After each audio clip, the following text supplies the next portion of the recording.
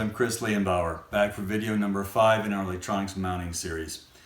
If you remember back in videos 3 and 4, we introduced the Legos for electronics concept. I sense a little frustration because we haven't actually mounted any electronics yet. It's about time to do that. Let's get started. There are 5 mounting methods used with our system, depending on what you're trying to mount. Those 5 methods are direct mount, phase dock slides, raised direct mount, piggyback mount, and hacking the workbench. Back in video 2, we looked closely at the components that you might be mounting. Quick refresher. If the component you're mounting has a lot of things on the back like solder joints, chips, resistors, SD card slots, and so on, you're going to want to raise that component and protect that surface. We'll talk about that in the next video. On the other hand, if what you're mounting is simple, uncomplicated, and relatively robust with a flat surface on the back, you can mount it directly to that surface. So let's talk about the direct mount method. As we said before, with this approach, you mount your component directly to the click without raising it at all. This works well for batteries, breadboards, any component that doesn't need to be protected on the bottom side. And even if you use some kind of a permanent mounting method like super glue, you still have complete flexibility. Remember Legos, no matter what the top side looks like, as long as the bottom side, in this case, remains compatible with the workbench standard, you can still move the entire component freely around the matrix anywhere you want. So let's go ahead and mount something. If your component has mounting holes like this terminal block, you can just mount it directly to the click using screws.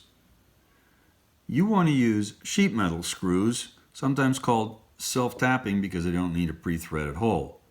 In fact, with our clicks, they don't even need a pre-drilled hole. You just drive them straight into the click. Remember to avoid putting screws into the spring corners of the click because that will keep the spring feet from flexing and interfere with the way the click is designed to work. Here's a tip. Because we're not pre-drilling, I like to use a power driver. The key is to use enough power without using too much, and you want to use the clutch to control that so that you don't strip out either the plastic or the screw head. Let's mount this terminal block first. I'm going to use a number 6 screw. I'm going to take this one out. First step is line up your component where you want it, drop in the screw, and apply power. I'm going to put the second screw in.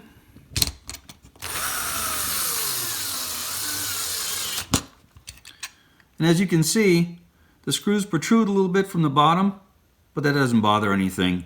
They're pretty well protected. Next, we're going to mount this little speaker, which is more challenging. First off, we're going to use smaller number 2 screws. Secondly, notice that the mounting fins are not on the bottom, so you have to be careful not to put too much pressure on them so that you don't break them. Couple of tips. Swap out the number 2 standard Phillips driver for a number 1 because they're smaller screws, and start it with a power driver, but finish with a manual by hand so that you don't break off those little tabs.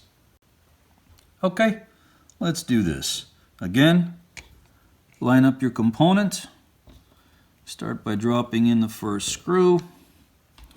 Now these are smaller, so they might fight you a little bit as you line things up.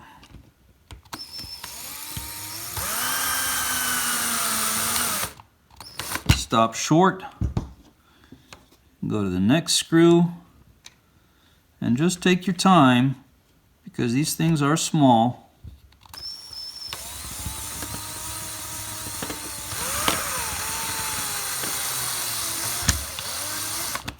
Stop short and finish up by hand.